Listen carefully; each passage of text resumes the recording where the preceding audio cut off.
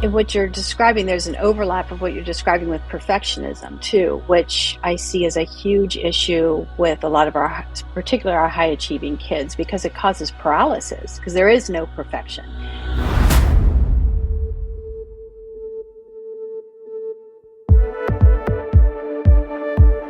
My niece didn't get into her college of choice.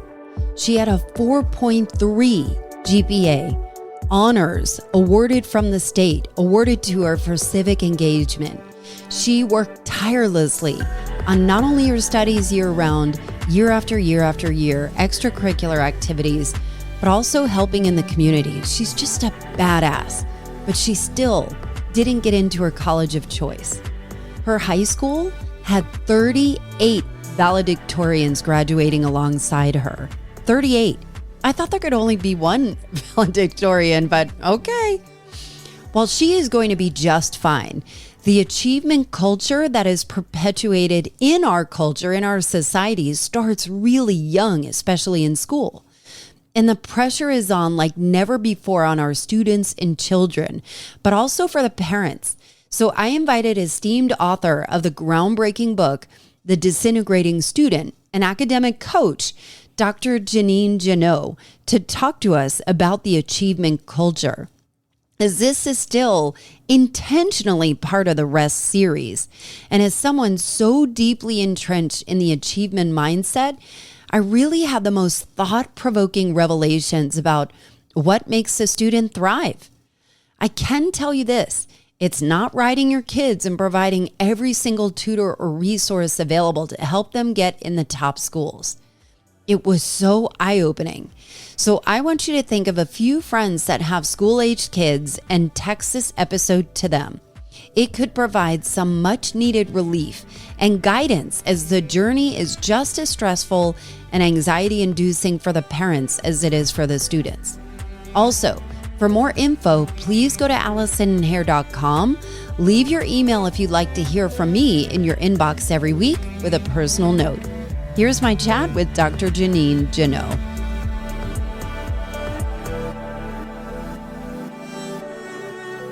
You're like a legend in our private circles. So it truly is an honor for me. And as I've been reading, I know you have this book called The Disintegrating Student. Can you explain, what does that mean? So the disintegrating student is a term that I coined to describe a type of student I saw when I started my academic coaching business that I wasn't expecting to see.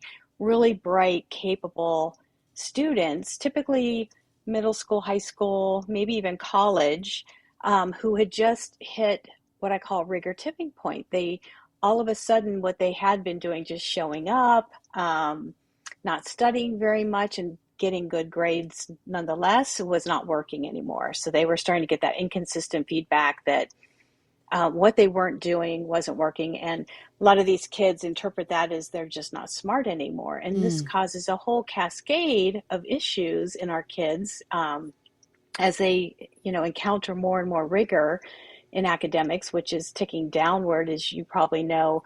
With younger kids, we're seeing more rigor at the elementary level and certainly at the middle school level. So these kids are kind of hitting that rigor tipping point sooner and sooner. And so that's why I wrote the book, because I wanted to understand the phenomenon, what was going on with our students. And then also, well, what can we do about it? Where did you notice the drop? Is it because of the age, or is it the culture? Is it parental influence? What is it?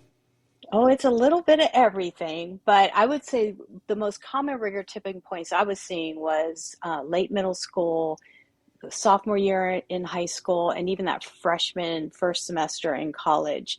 But in the past 4 years, it's really been getting younger and younger. So I'm seeing a lot more of the fifth, sixth graders, and certainly eighth and ninth graders, because a lot of middle school students are taking high school level classes. So when they walk into high school, they may be taking a sophomore, junior level class. And if they don't have the skills, that set them up for success in those high rigor courses, it is a lot. It's a lot for them to handle, and things just really start to disintegrate for them. So when you say disintegrating students, so a million things are going through my head.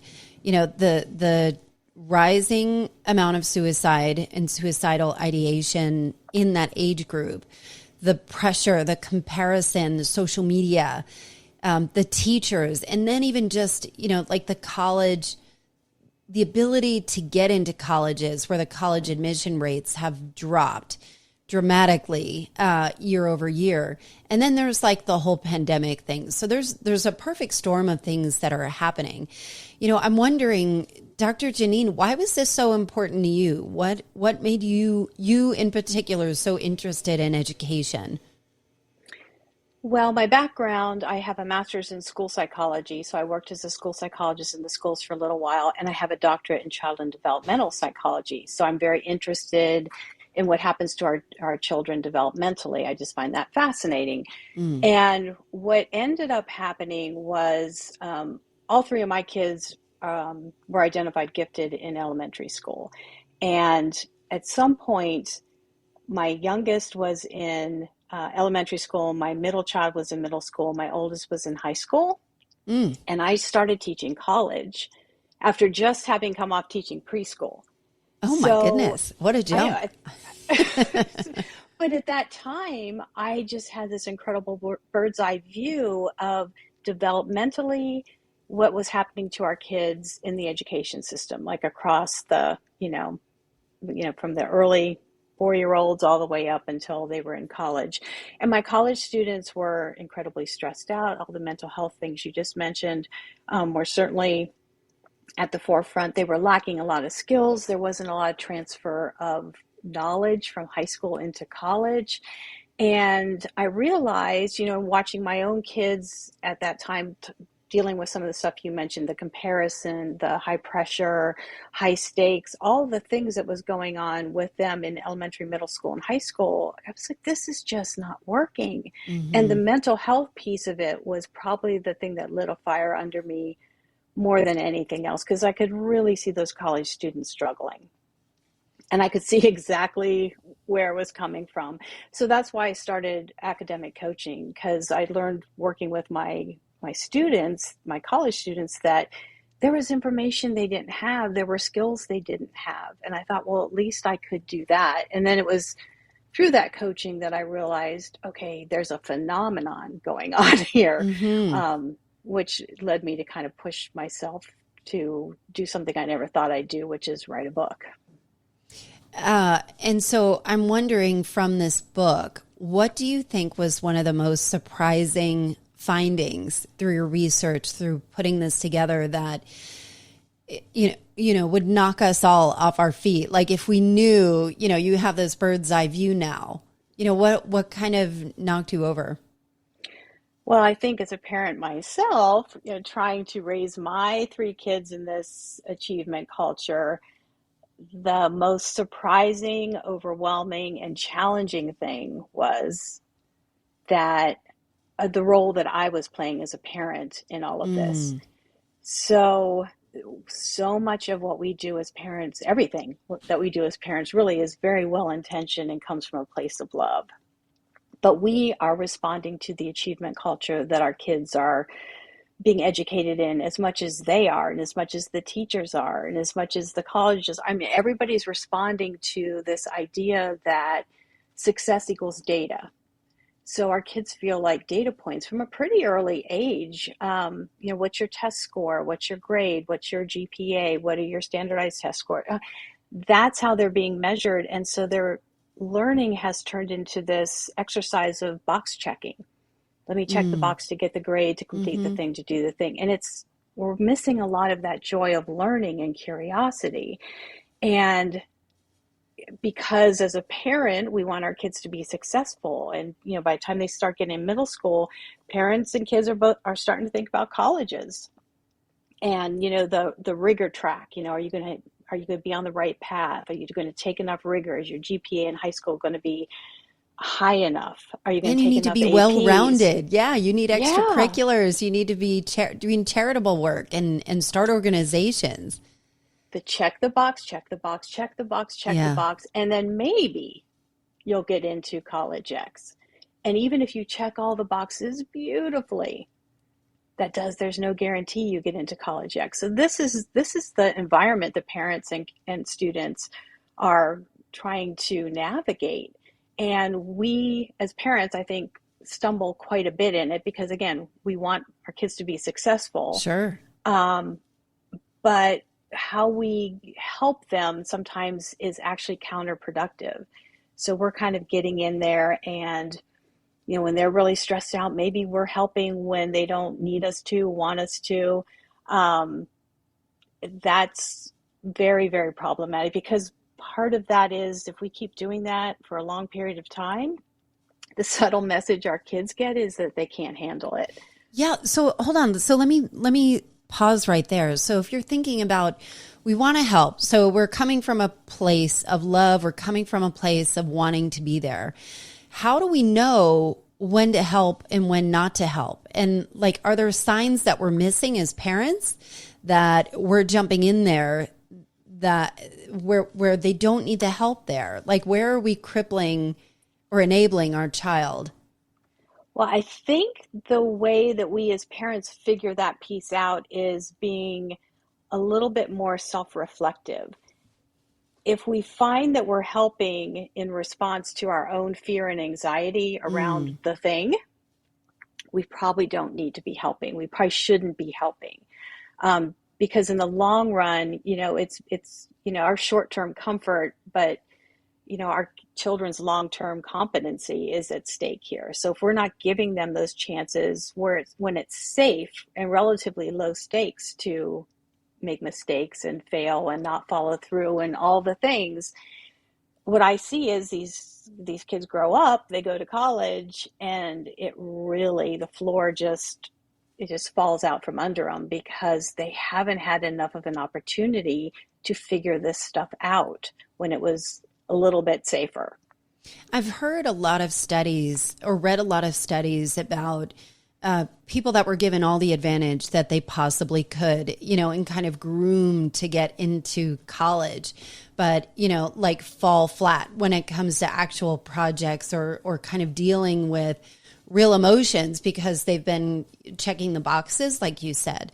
And I wonder about, you said it, this really is about self-reflection from a parental perspective. And I think we're coming off of, they call it hustle culture, right? And so, like this episode, this podcast is, we're talking about rest. It's the series of rest. And so when you think about achievement culture, this is an unlearning, right? And so, what we learned 10 years ago was hustle, was that grind culture, was work as hard as you can, stay later, come early, show them, that you are so committed. But it is also externally and intrinsically motivated, not intrinsically motivated. So how do we begin to even unwind and unlearn our own challenges of that achievement culture that I personally am very productivity minded. I'm trying to unwind that. And it's really hard. It's really hard to sit still and be quiet and feel like I'm not a loser because I'm not getting stuff done. So how do we begin to unlearn that? It's hard. And in what you're describing, there's an overlap of what you're describing with perfectionism too, Mm-hmm. which I see as a huge issue with a lot of particularly our high achieving kids, because it causes paralysis because there is no perfection. We can't do things perfectly all the time. And, helping students figure out what is a reasonable expectation. It's important to strive, healthy striving for achievement. We want our kids to do that. What we don't want is to have an unrealistic expectation that you have to do 100% of the things 100% of the time at 100%. And that's what a lot of our students feel like that's what's at stake.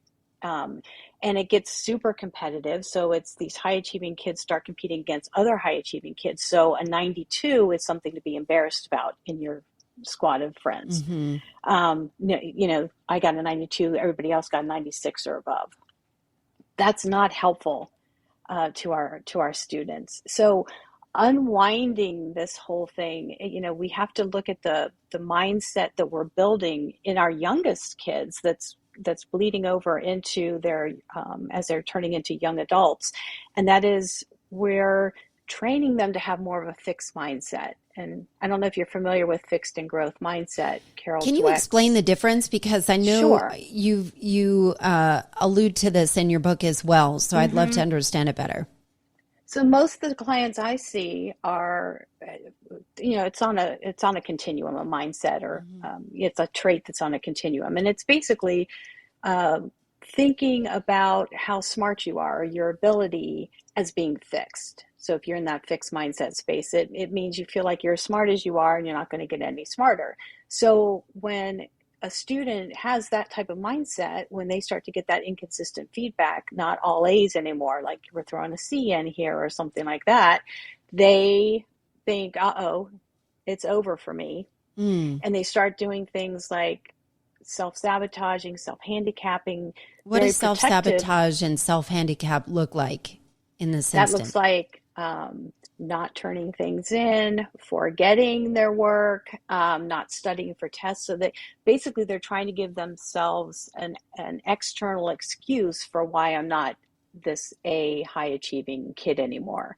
Mm. Um, and the reason they need to do that is because if we build these, if we basically educate and parent our kids at a young age, telling them how smart they are, how fast they did that thing, how what a good runner they are, and we're praising them for these things they don't have control over, these traits.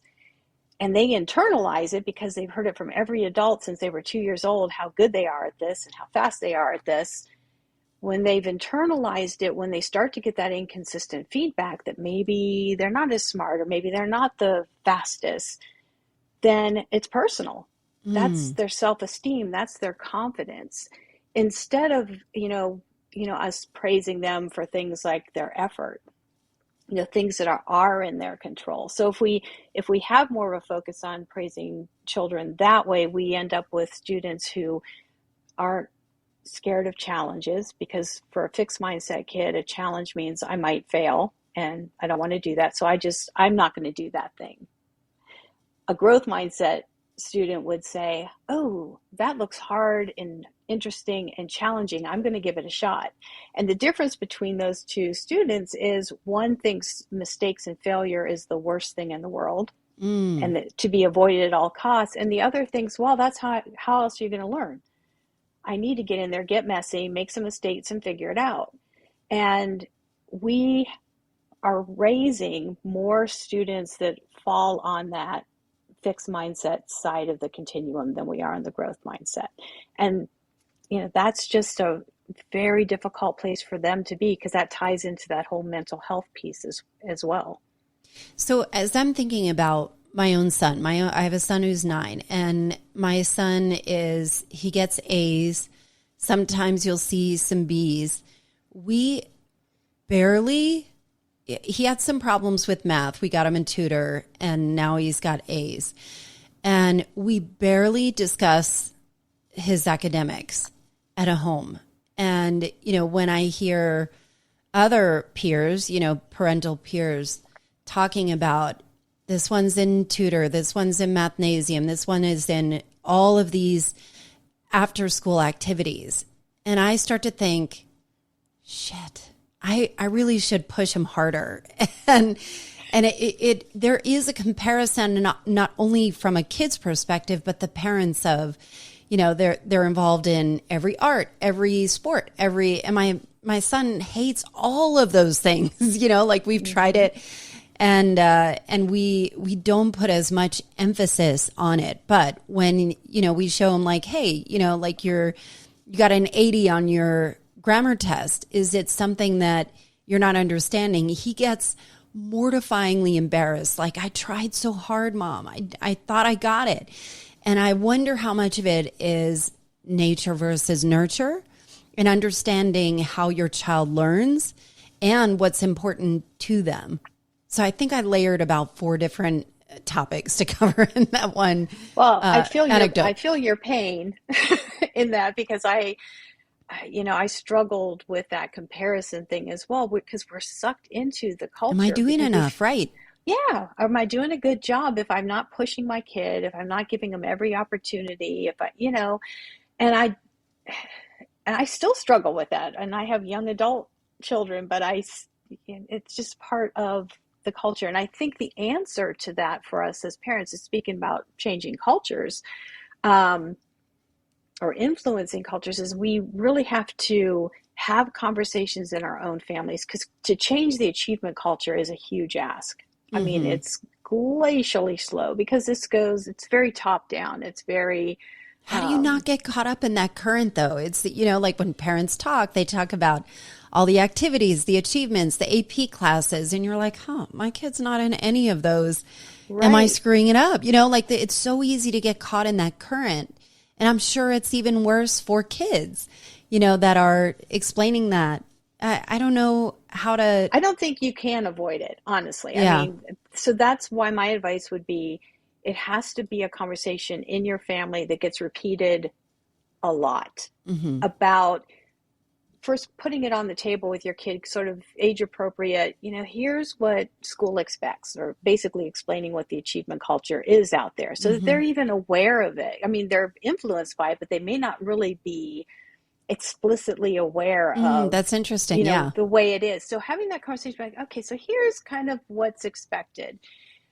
What's what what's success for you? What's success in our family? Does it have to be 8 APs? Do you have to have a 4.0? Do you have to do, three extracurriculars and, be in the play and do the thing, and having that conversation with each child, and then recognizing what is what will happen based on the decisions your family makes. So if you have one of those kids who puts a lot of pressure on themselves and wants, knows in 8th grade they definitely want to go to an Ivy League school, Hmm. well then buckle up. Yeah. You're hardcore in the achievement culture and Yeah. it's going to suck.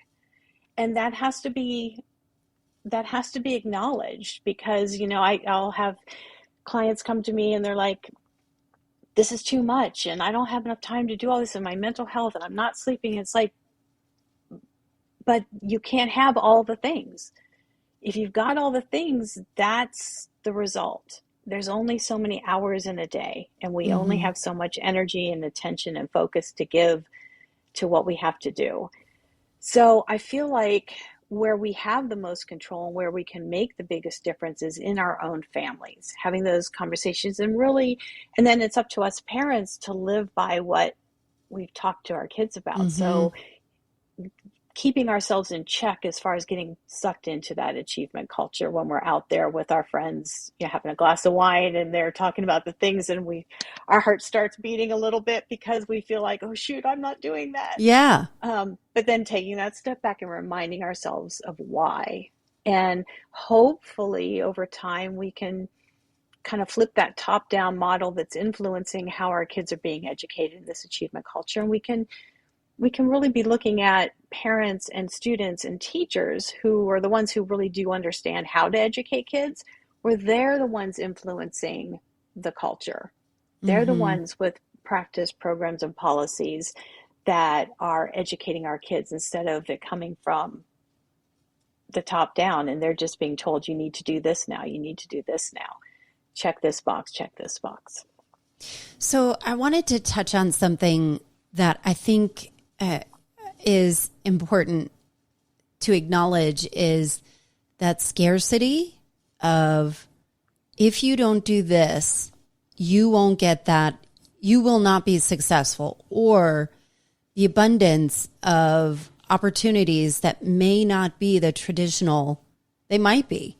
I don't know. Like, I think, there are YouTubers that are 7 years old that are making way more money than I am, and that I may never even imagine. I think Right. there are so many other alternatives that are viable that, like, I think your question of what does success look like is really powerful. But I also want to acknowledge the scarcity mindset of there are only a certain, 22% of applicants are going to get into this college versus something higher. So how do you address that? Well, when I talk to students, I make sure they understand there's a college for anybody who wants to go to college. There are thousands and thousands of colleges. Now we're in Georgia, so if you want to go to UGA or Georgia Tech, It's hard. you have to have a 4.0 for the most part and taken a whole bunch of APs, and even if you do all those things, you may or may not get in. So that's just kind of the reality on the ground. But there are so many colleges out there that might be a better fit for a student. And so part of it is getting out of the idea that you need to go to college X to be successful. Because it's almost, when I work with families, particularly the students, it's almost as if they think the acceptance into college X is going to be the thing that makes them successful. Like that's end of the line, Mm. because that's their mentality in school. I'm checking the boxes to get into college X. So then when they get in, it's like, whoo, cool, I'm done. And then they go, and it's a whole different ball game. It may not be what they expected, and it may not be the right fit for them. So that's where you see kind of students flame out and have to go to a different school or take a year off. So if we could just get to the point where students are a lot more open-minded about their choices for colleges, if they would stop talking about safety schools, which I think is I don't really like that term, Tell because me why. somebody's safety school, especially think about the parents sitting around talking about, oh, my kid didn't get it, didn't got into here, and we put this as their safety school, and there's a mom in that group, and their kid, that safety school is her kid's reach school. I think it's insulting, and I think the way kids hear it, I think it hurts a lot of feelings. I think it doesn't help what I'm trying to say here, which is be open to finding the right school for you, and we don't need to be ranking schools in this really kind of reputation way that doesn't really translate into what success looks like for those college graduates at But it's all. like a whole world, though. You know what I Oh, it's mean? a Like, whole even world. it's a whole world. And then you think about the scandals of the cheating, to get in with the celebrities and all of that. And, as I'm thinking about me, it has weighed on me forever that my SATs were terrible. And I took them 3 times and got dumber. And I did not get into my chosen school. I wanted to go to Rutgers, and I kept applying and kept not getting in. And so I went to Kane University in New Jersey. Nobody's heard of it, but they gave me a degree and it was fine. But it is something that has carried me my whole life. And it wasn't that my mother or my father were trying to push me into it. It was so intrinsic. And so I feel like I've spent my entire life trying to prove that I'm not dumb, that I am smart. And so if I think about, my own baggage, of not putting that on my kids, or putting so much pressure on these, elite and high, reputation, great reputation schools. It's hard, like there is some type of an achievement of getting in that, that can't be ignored all the time. I wish it wasn't that way. But No, there I is agree. a sense that I feel of just, it's a big deal. It And I is a don't know big how to deal. unwind it. Yeah. Well, one thing that I'm a huge fan of, and I'm becoming a bigger and bigger fan of it every year, is the gap year. Partly because we're raising the youngest generation of kids I think we've ever raised. And by that, I mean, 18-year-olds are more like 15-year-olds, and 15-year-olds are more like 13-year-olds. Because we are helping them so much, because we are protecting them and kind of snow plowing the experiences for them, because of the pandemic is certainly contributing to that too. This generation of kids highly values their physical and psychological safety, as they should. But they're missing some of that normal developmental push that typically would be happening in adolescence after puberty, that pushing away from families, that risk taking, that's not happening to the degree that it used to. So that means, yay, in high school, they're not doing a lot of the high risky things that maybe, back in the 80s that I was doing in high school, 70s and 80s. But at the same time, that means they're going off relatively inexperienced when they go to college. And that's why we can see so much destructive behavior and binge drinking and things like that, that's really getting them into a lot of trouble. And I just feel like it would be great if our high school graduates went out there and worked, figured out, what does interest them, because a lot of them graduate with no idea. They either have an idea, I want to do this because of the money. Occasionally I'll come across a student who, like, since they were 10, wanted to be a doctor. But those are the rare kids. It's mostly the kids who they've heard something from somebody, or they know how much somebody makes, or my parent does this, and so I'm going to do it. And they don't have a lot of work experience. They don't have a lot of responsibility outside of, just getting the good GPA and getting into the college. That's been their whole thing. So I'm a fan of that. And that takes that scarcity issue down a little bit, because that's when you apply off of a gap year. And you can do, there's a lot more programs springing up where you can actually choose your gap experience. So you could do a wilderness experience. You can do kind of like a mini Peace Corps kind of thing. So there's all kinds of things available to students now. I think that makes you an even more interesting candidate when you're applying to college. Experience. So when do you feel like a gap year is not... When do you feel like a gap year makes sense? In what situation do you feel like a gap year would not make sense? I honestly can't think of a scenario where it doesn't make sense. I don't see how a student wouldn't benefit from it. I immediately am getting heart palpitations thinking about, okay, my kid wants to, or, we're going to take a gap year. Are they going to go to college? Are they going to go a different way? Well, athletics might be the exception. So if you got signed, to play, that would be where it wouldn't make a lot of sense.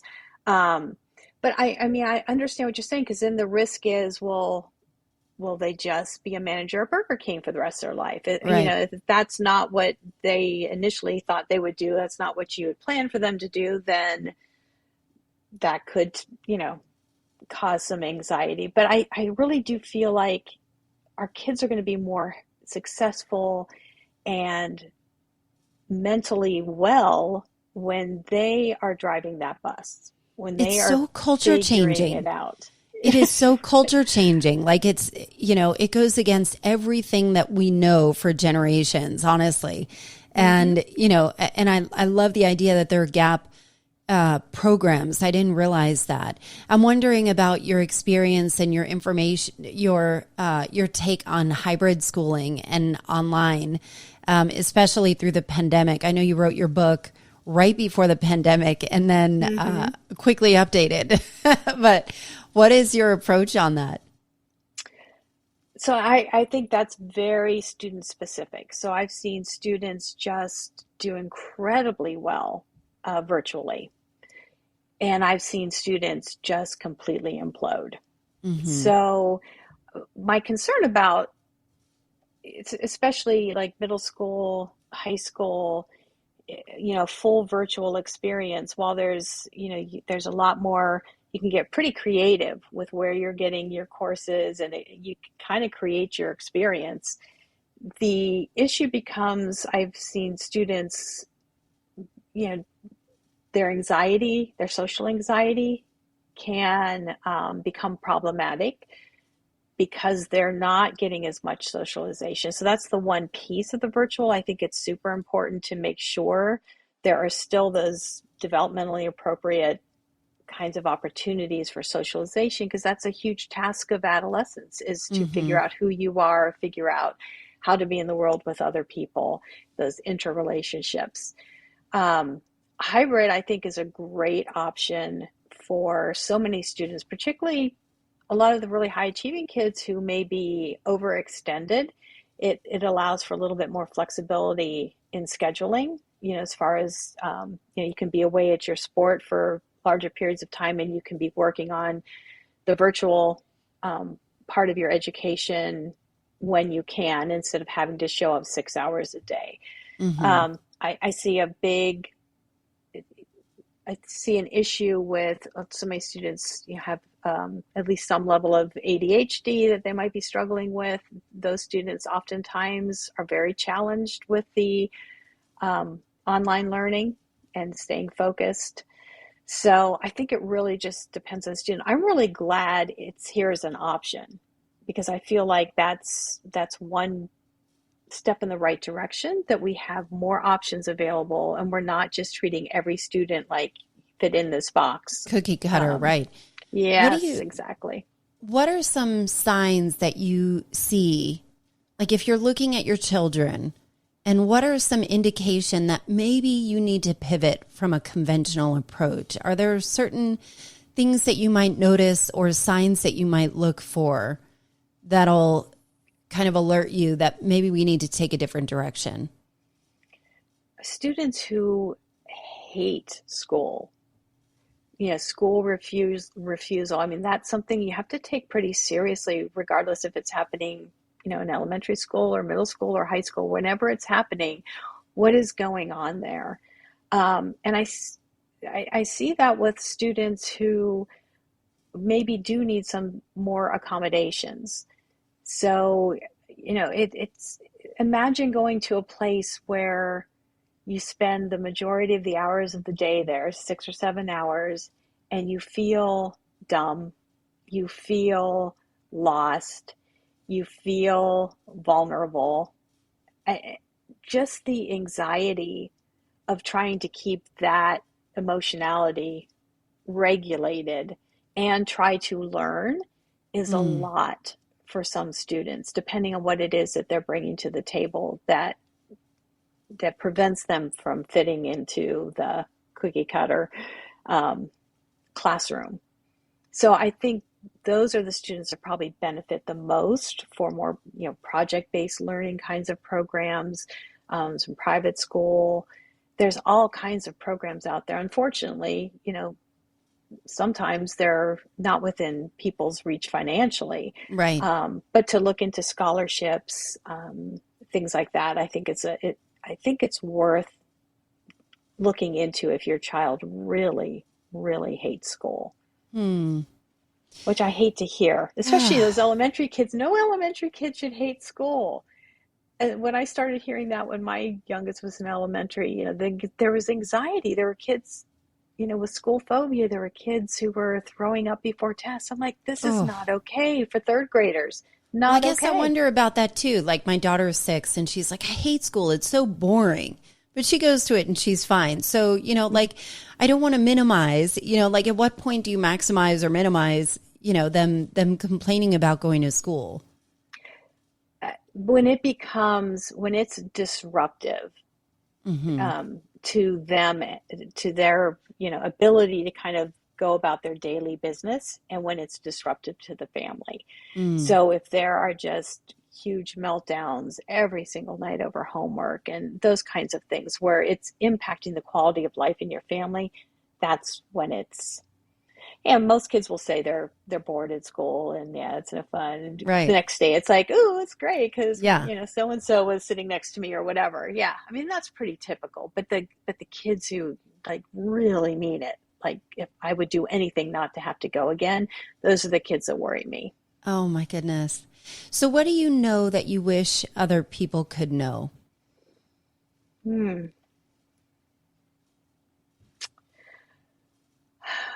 I wish we were more comfortable in our families and in our schools making mistakes. I wish we could normalize messing up. I wish everything didn't have to feel so high stakes.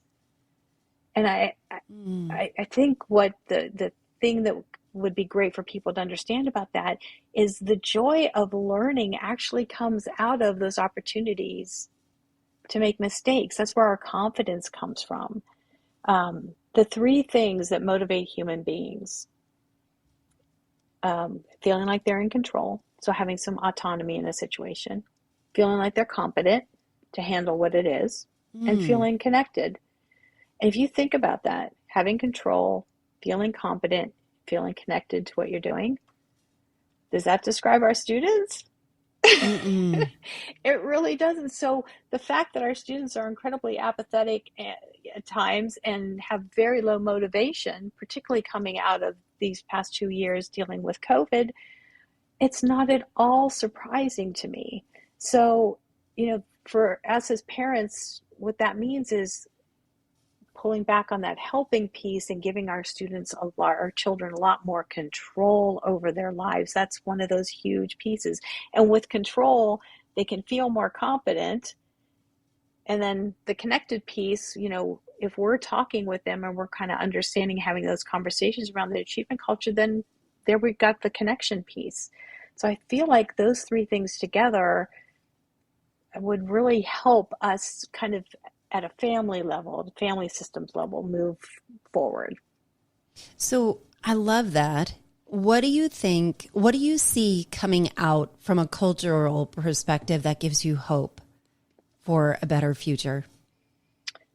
Well, I think the pandemic opened the eyes of parents in a way. We really got a peek into what school is really like for kids. So I think for years and years and years, we've been hearing the complaints, but when we were having to, kind of be over their shoulders and seeing what was really going down, it was, I think, shocking for a lot of parents, and parents were very frustrated too. They sounded like the kids for a while.